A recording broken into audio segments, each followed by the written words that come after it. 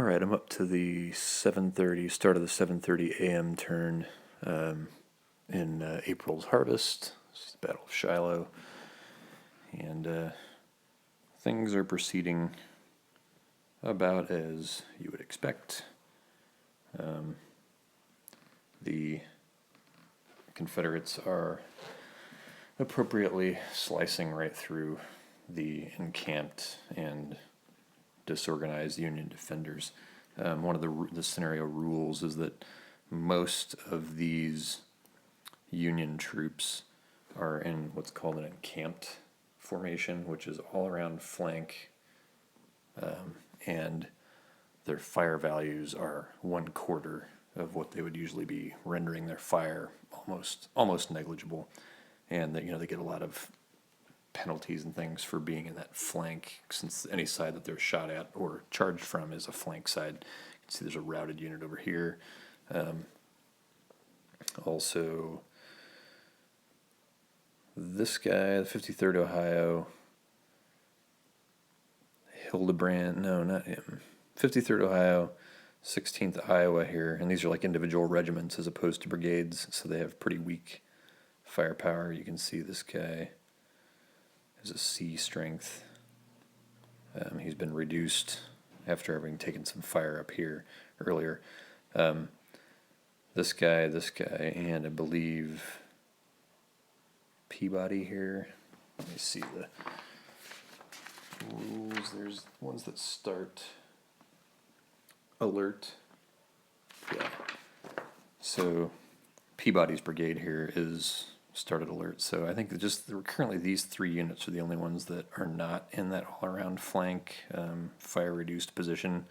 The rest of these units are until certain times, and there's no way they can avoid that. One Union brigade has already been destroyed, and there's another. This one here, Hildebrand's brigade, is very close. It's wrecked already. There are currently, I believe, yikes, refocus there. Yeah, in Sherman's division, you've got 2 brigades already wrecked, 2 more, and that'll wreck the division. For Prentiss, only the one brigade there. You can see M6 Moore's brigade is completely destroyed. So, early heavy casualties for the Union. For the Confederates, they've taken some casualties, but not too many. You can see Claiborne has taken a couple of hits, but he's a huge brigade, so it'll be a while hitting those guys before they start to really feel any serious effects from it. So some Union reinforcements coming up. Grant coming on the board in the next hour. Some more units will start to alert in the next hour, but it's still going to be just a continuing fallback. You've got over here, just out of frame, you've got the Second Corps. I think this is the lead brigade of the Second Corps, but all these guys, their target is down here at the Peach Orchard, so they're going to try and swing around, get in this gap here between Stewart's brigade and these are actually not, okay, there's 2 full brigades there and then a couple of regiments. But this is Prentiss, and these are the guys that ended up forming the Hornet's Nest, which is, as you can see here.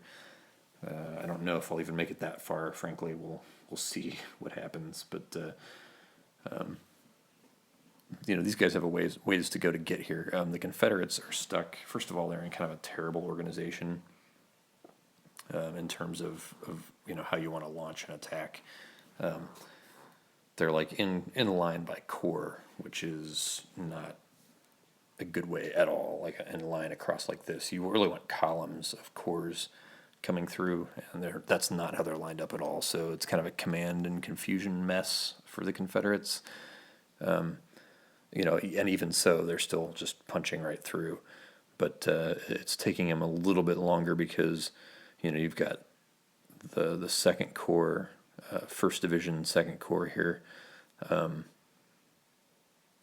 is supposed to aim for this spot here. So they're kind of threading this needle here between Second Corps over here and Third Corps here, because Second Corps is heading down to the peach orchard. These guys have to go right in between here and hit this spot behind Duncan Field, and then the rest of these brigades, which is yeah, that's still Second Corps. So Third Corps right here and here and here are all going for Review Field and Shiloh Church, which is covered up right here. They've actually got Shiloh Church, I think, now.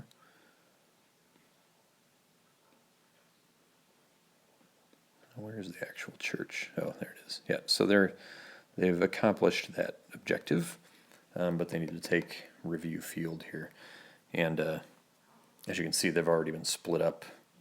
The Second Corps brigades have worked their way through there, so they'll punch through to try and get to here, and this guy will try and kind of slide over that way and regroup to hit Review Field. So, they're suffering through their own command and control issues. So anyway, it's still very early in the battle. We have 2 full days to fight, and I'm only, 60, how many turns? 60-some turns to do the full thing. 63 turns, and I am on turn 5.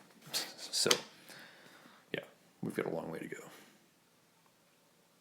I suspect it'll happen, I'll call it well before that. Usually, what I've read about this particular game is that on the second day,